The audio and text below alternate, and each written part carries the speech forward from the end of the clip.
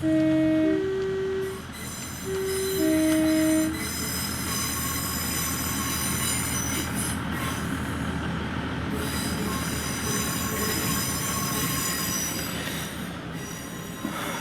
and welcome to another train simulator video. I don't usually do these, but this time I think it's a particularly special reason to actually go and do one. Recently, Armstrong Powerhouse released the Class 800 to 803 Enhancement Pack. And the main reason I got it is because A, I wanted a Lumo livery, and B, I thought it would be very useful for scenario making. And yeah, today we're going to be playing through a scenario that I have made. And we'll just be taking this Lumo Class 803 from Newcastle to Darlington. And I think I've got this set up properly. That's right, you need to press the special button to open the doors.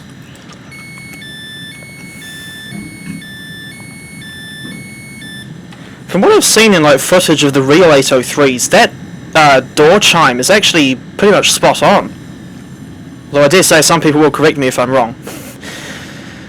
But no, if you don't know what Lumo is, they are an open access train operator in the UK that launched in October 2021, and they run 2 or 3 trips a day from London Kings Cross to Edinburgh and back. Curiously, they only call it Newcastle and Morpeth, and obviously in real life they don't stop at Darlington, but I found a sheet, well, actually saying that, I did find a service on RealTime Trains that showed an unadvertised stop on the up main line at Darlington. I should add that Lumo is not, apparently it's actually quite cheap. You only pay about 25 to £30 for a one-way trip from London to Edinburgh. I think that's about between 40 or 60 New Zealand dollars, no, 50 or 60. Oh, I don't know, but either way, I'm not that much of an expert with the currency conversion and what have you. But from what I understand, Lumo is apparently not intending to compete with LNER here. And yeah, which is kind of convenient that I've started bringing up LNER when an 801 has turned up.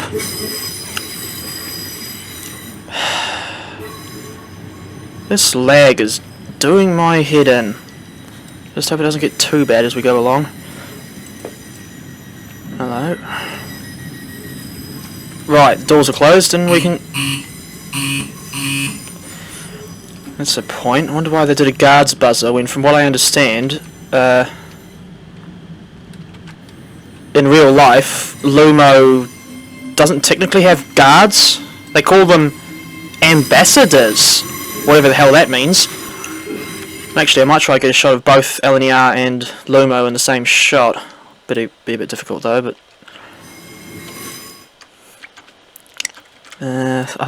that's probably about as good as I'm going to get. First impressions of AP's new Enhancement Pack aren't too bad.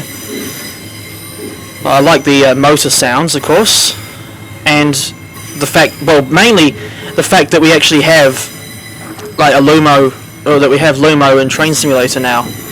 And even though I don't particularly like AP all that anymore, I will give credit where it's due for their efforts, in this case for their efforts to bring a good rendition of the Hitachi IETs to Train Simulator.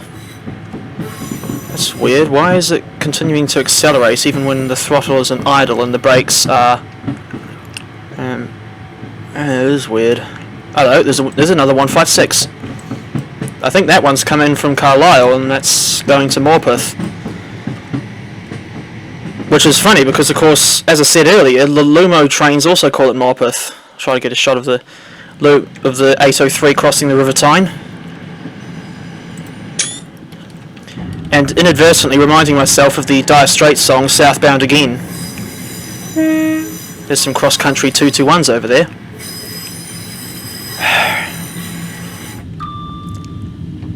Right, I think I'll try to... Well, that's the other thing, is that we'll, on this run to Darlington, we'll be following behind a slightly late Transpennine Express Class 802. So we'll probably end up getting like cautionary signals, especially since the TPE service is meant to stop at, it was stopping at Durham, but of course we're not, or at least we're not meant to stop it. Not stopping for passengers at Durham is what I'm saying, whereas the TPE service is. And yeah, I've actually seen lag. I've actually seen quite a lot of videos on the real 803s, and suffice to say, why is it constantly lagging? Anyway, yeah, I've seen quite a few videos on the real 803s, and I've still kind of got mixed thoughts on the whole Lumo operation. Firstly, what the hell, what kind of stupid name is Lumo? What the hell does that even mean? I mean, it certainly means nothing to me. Secondly, I don't get why they only stop at 2 stations between King's Cross and Edinburgh, especially when you consider how far apart London and Newcastle are. But yeah, from what I've heard, Lumo is does not. I apologise if you can't hear me at various points. I'm still learning how to like sort out the audio levels on this thing. But no, from what I understand, Lumo is not really meant to compete with LNER. Apparently, they're meant to be competing more with the like budget airlines, or just like people that, or to possibly trying to attract people who would normally like fly between London and Edinburgh, because apparently that's the thing. Obviously, you'll have to forgive my ignorance there, as when it comes to like learning what goes on in the UK, I've focused so much on the railways that I've really got haven't really paid any attention to like buses or planes and what have you. So I try not to get too bothered by this constant lag. I cannot understand why it keeps happening, like far more often than you would normally expect it to. Yeah, we hit the ton pretty quickly.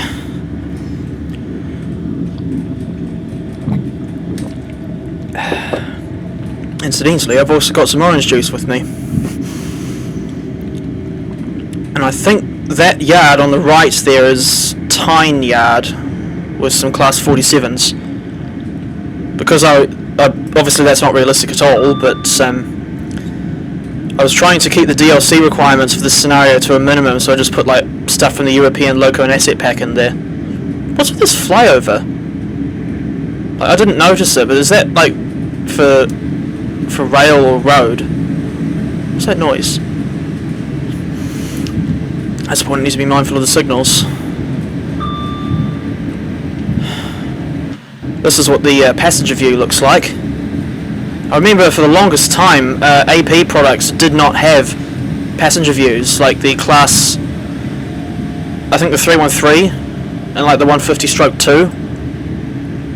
But then the 205 got, I think even before the lag, I think even before the 150/2 and the 313, they had like the 205, the Class 205 Thumper that had but the 205 Thumper that did have a passenger view, so I'm not sure why there was so much inconsistency. What on earth?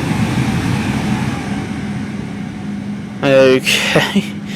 I'm not sure why there's so many identical diggers and container loaders there in the same yard. Never mind.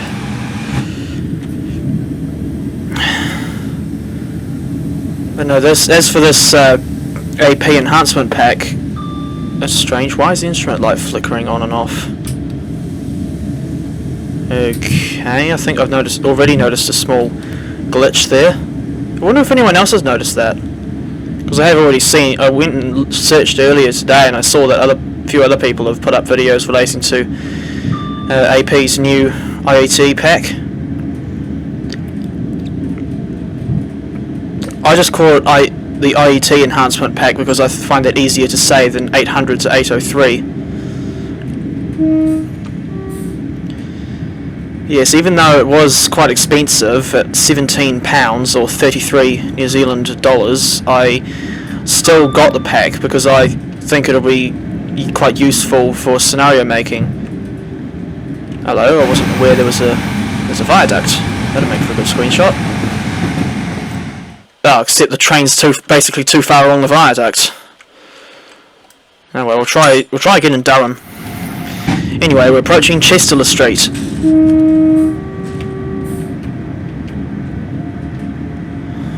Or we're passing through Chesterler Street. Yeah, this is. I remember this route that I'm actually on today is the is DP Simulations East Coast Mainline Northeast, which is obviously quite old. And I think it's been superseded by the Northeast England V2, which I tried using, but for some reason it would not load up the menu when you go to make a new scenario. It just would not load that up, so I couldn't even get onto the route, let alone actually drive on it. So I've had to stick with this older version. What I do know is that the other thing I know is about this route is that it's kind of a rework or like a modern era update of the like Kuju Rail Simulator era East Coast Mainline route, which just included York to Newcastle, like in the British Rail era.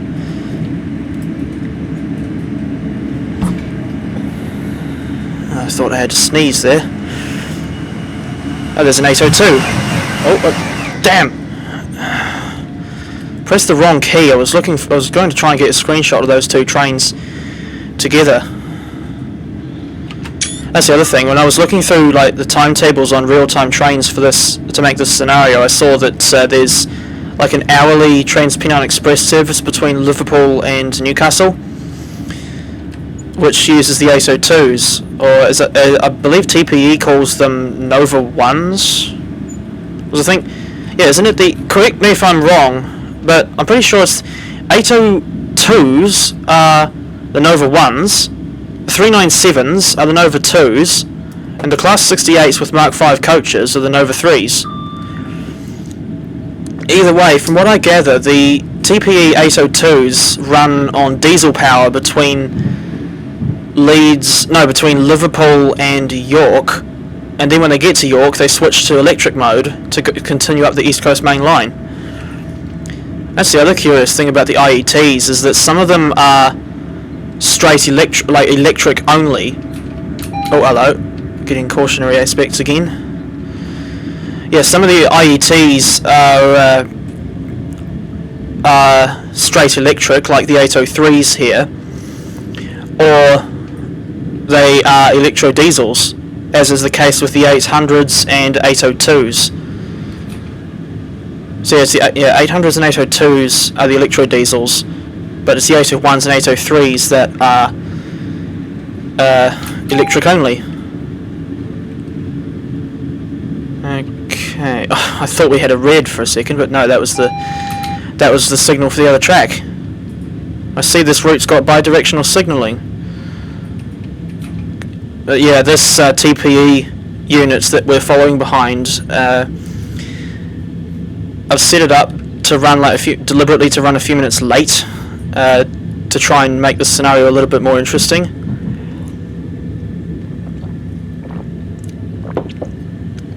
And yeah, this scenario, of course, is going up on AlanThomson Sim, which is a website that to which I've uploaded a few scenarios in the past. Well, actually, quite a few scenarios in the past, but only recently I've actually thought to feature them here on the channel.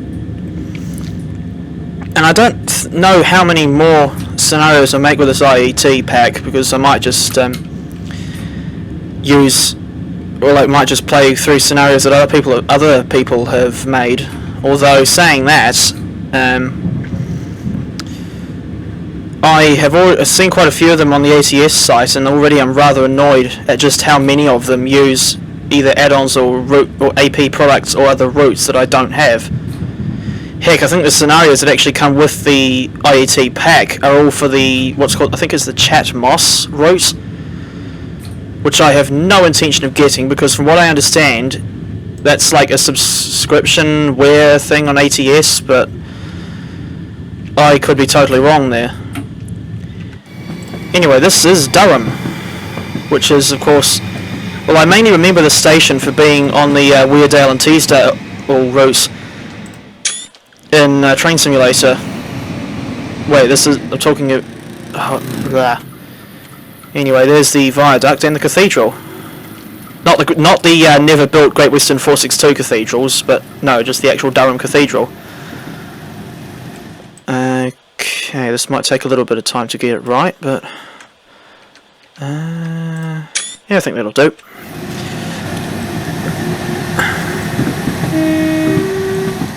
One thing I find quite impressive about Lumo is the fact that it's like a brand new open access operator, and yet they have been able to get brand new trains that were specifically built for them. And yeah, I think Hitachi have set up a huge factory at Newton Aycliffe in County Durham, where they have built not just the IETs but also the Class 385s for ScotRail. Speaking of which, I honestly think the 385s are ugly, to be brutally honest. Like, they just look like the 380s done wrong. Well, they're saying that the 380s aren't Hitachi products, they're built by Siemens. Right, so yeah, I've just remembered something else. When we were crossing that viaduct a few minutes ago, that was where the Peppercorn A2 Pacific, Blue Peter, had a nasty wheel slip accident, or nasty incident with wheel slip in 1994, I think it was. Speaking of which, Blue Peter is another engine we have in Train Simulator. Despite this 802 being in front of us, I really do hope that we can still get to Darlington on time. I suppose it wouldn't matter too much. I guess we'll just have to keep an eye on the signals to determine how fast we should be going. Because I remember, I think it was some advice I picked up from like one of, I think, PTG Rail's videos, where he said to try and drive slowly, like really slow down to a crawl as you're approaching like a red signal, but try to make it so that you don't stop completely before you have to, or before the signal changes.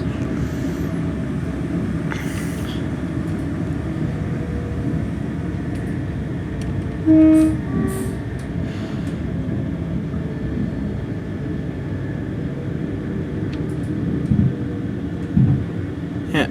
Oh, that's nice. We had the brakes in 69%. But I do apologise for the awkward silence. Since I don't do these gameplay commentaries scripted. Sometimes I might just lose touch of what's going on and but struggle to think of something to say. That's a single yellow. What's that roar? Like, oh, I think it's from that whatever factory that is. That's the other thing I noticed a couple of times already, is that this route does not appear to have super elevation on the curves. Which is a little bit annoying. And mind you, I don't know if that's really the fault of DP Simulations, because I think it might be just be the fact that this more modern update is built on a very old route, or on the foundations of an old route.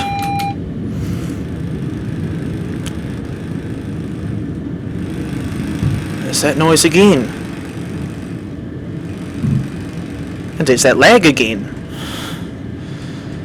I think I've found before that I've tried restarting the computer, I think one day, and that seemed to fix it, but I know this is going to sound, I'm going to sound like a massive twit, or like a massive knobhead by saying this, but I have not got the patience to go through with that this time, because partly because of how long it takes for this computer to restart, and especially how long it takes Train Simulator to launch.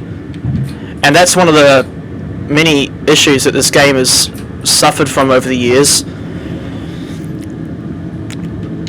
Just the fact that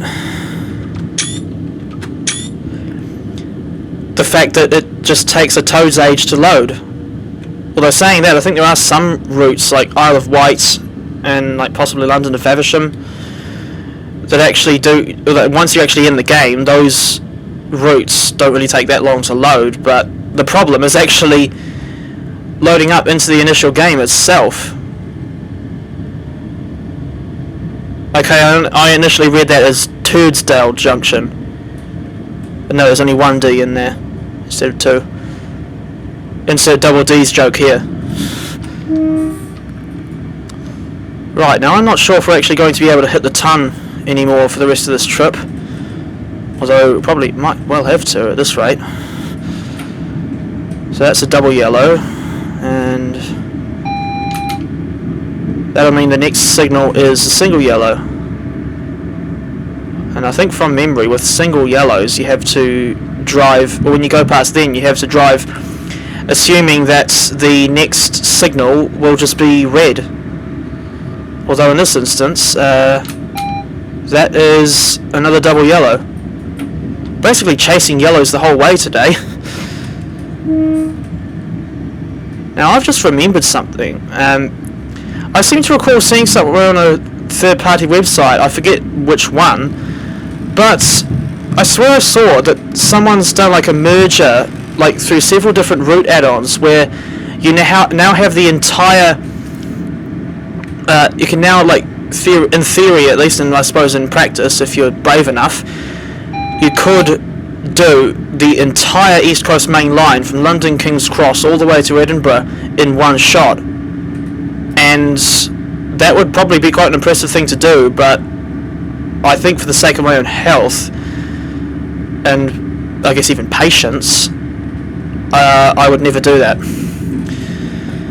I mean, it would be kind of cool to do that whole run in Train Simulator with something like the Class 803 here, except the sheer amount of AI trains you would have to put down in order to make it, like, throughout the entire route, in order to make the scenario look somewhat realistic.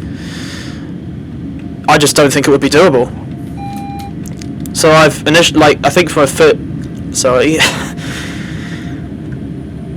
for my first attempt at making a scenario using the IET pack from Armstrong Powerhouse. What's that? Oh, it's a cross-country Voyager. That's the old Just Trains version. So I don't have. I mean, I do have the dovetail version of the cross-country Voyager, but I don't use it because I think last time I tried putting it on the track, it crashed the game. That was when I was making a scenario for the Southampton to Bournemouth route. But no, anyway, as I was saying, I think I will just. I thought I'd just start off fairly simple, from like my first attempt at making a scenario with AP's IET Enhancement Pack. Speaking of which, I think the next one I'll do might just be for the default Riviera line in the 50s route, so that I can, so that way I'll be able to upload it to Steam Workshop.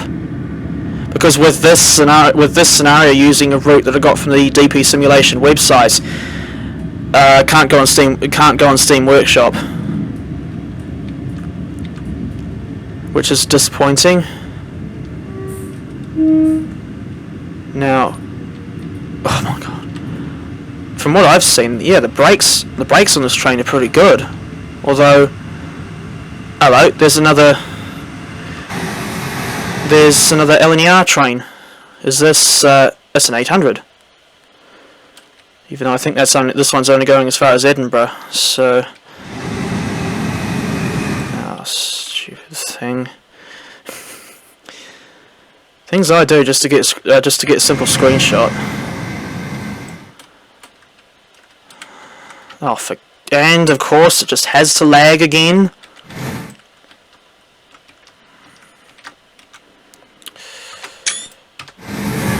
Right, that should be enough of that.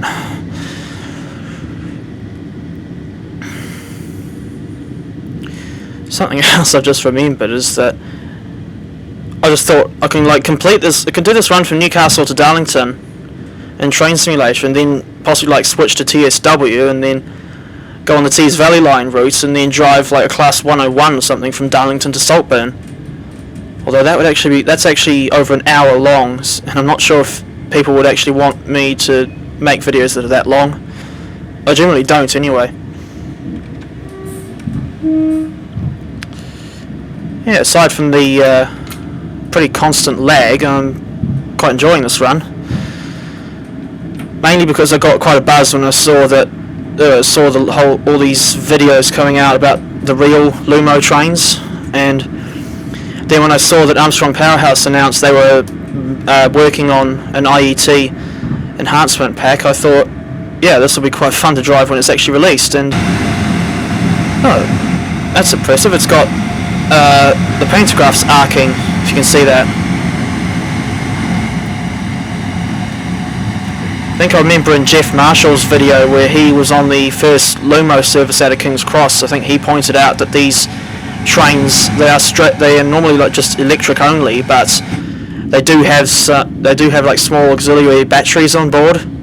Although from what I understand, it's only for like emergency use, and they're never strong enough to keep the train running at like in normal service, especially at these kinds of speeds.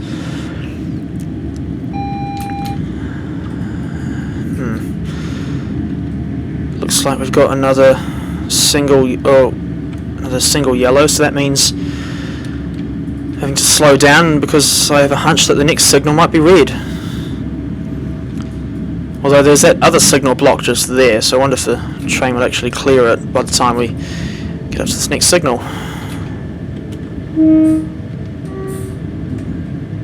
No, that's gone back to yellow, so we can go a little bit faster.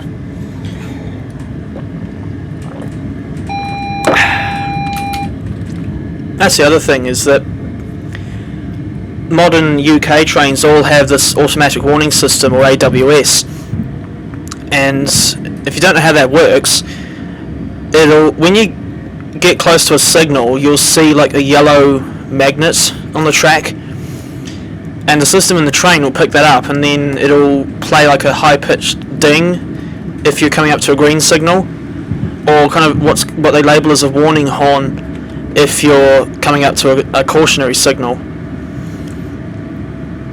For instance, yeah, there was that lower chime for the fact that we're approaching a cautionary signal, and you also get that warning chime when you're coming up to boards that show like a reduction in speed limit.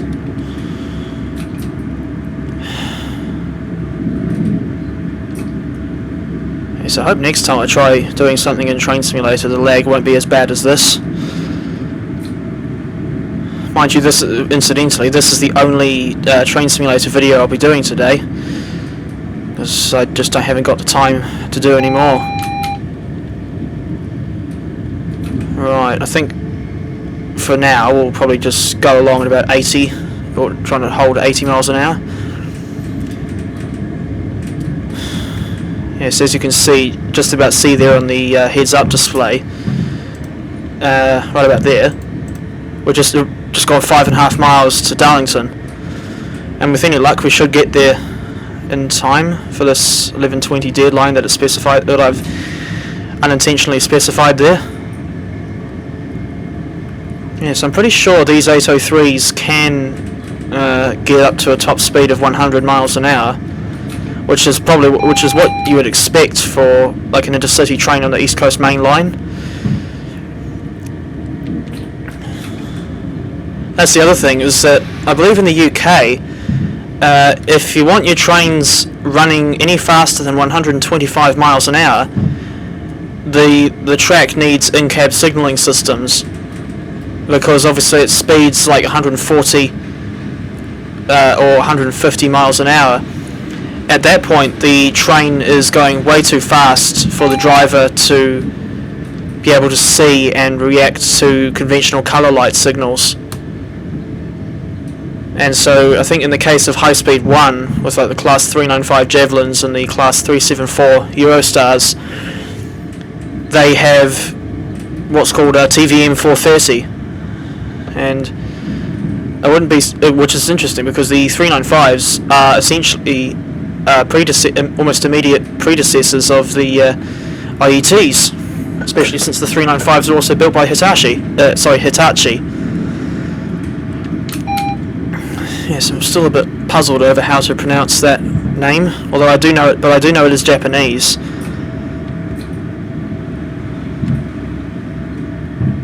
Alright, always on the lookout for cautionary aspects. Just going back to like the subject of this AP Enhancement Pack. Obviously, as we've seen, this Lumo livery is certainly not the only one that you get in the pack. You also get LNER for the 800s and 801s, as we've seen, and there's also the Great Western Railway green to represent their 800s and 802s, and also I think a couple of different variants of Transpennine Express for their 802s, and then of course you have Lumo for the 803s. Oh crap. I should have known something like this was going to happen. Wait, did that... I swear that signal, like in the blink of an eye, I swear that went to... Oh wait, is this going to... Ah, great. Looks like we won't be able to release the brakes until after we've come to a complete stop. Nice. But no, I swear that signal, like in the blink of an eye, like just a microsecond before we passed, I swear that was saying, well, I swear that changed to yellow. Come on, silly train. Oh, that was easy. I hope. Actually, that's the point. I'll use this as an opportunity to get like a departure shot, so you can hear what the motor sounds like.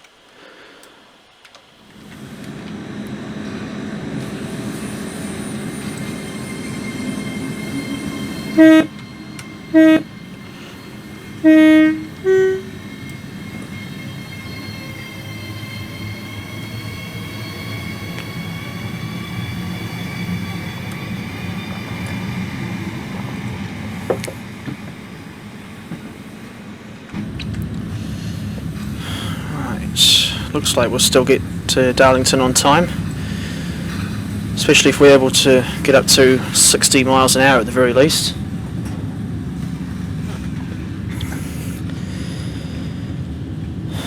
Alright, well I'm actually pleasantly surprised that I haven't completely lost my mind despite the annoying lag. Selected speed? What's that about? Is that like cruise control or something? Huh, must be. Oh well. Oh, remember when I mentioned Newton Aycliffe earlier? It's off that way. Because the line that's just come in on our right is the one from Bishop Auckland. And that line does indeed go through Newton Aycliffe. And of course it also goes past the National Railway Museum's second base at Shildon.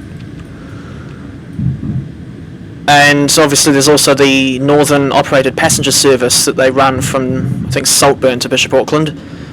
Now we're coming up way too fast into Darlington. But it's a good job the 803 here has got good brakes.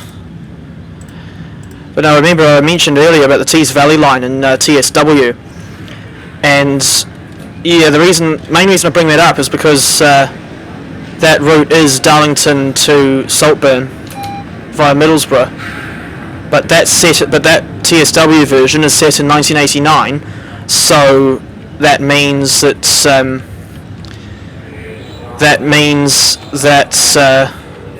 obviously no overhead wires back then. So essentially, I wonder what that default announced. Hello. There's the 802 that we've been following this whole time. And as always, it has to lag for some reason. Alright, well I suppose we're right at the end, so it doesn't really matter too much. Wow, this is not easy. That's probably the best I'll be able to do, I think. Yeah, that lot is going... that 802 is going to Liverpool, but since from the moment I stop this 803, it won't be too long before, well, it won't give me a lot of time before the scenario ends. I'd just like to say now that, yeah, thank you for watching. This has been what has essentially been my first look at the new Class 800 to 803 Enhancement Pack from Armstrong Powerhouse. And hopefully I'll do more videos on this pack in the future, but for now, I'll just bring, as I said, I'll just say thank you for watching, and I will see you in the next one.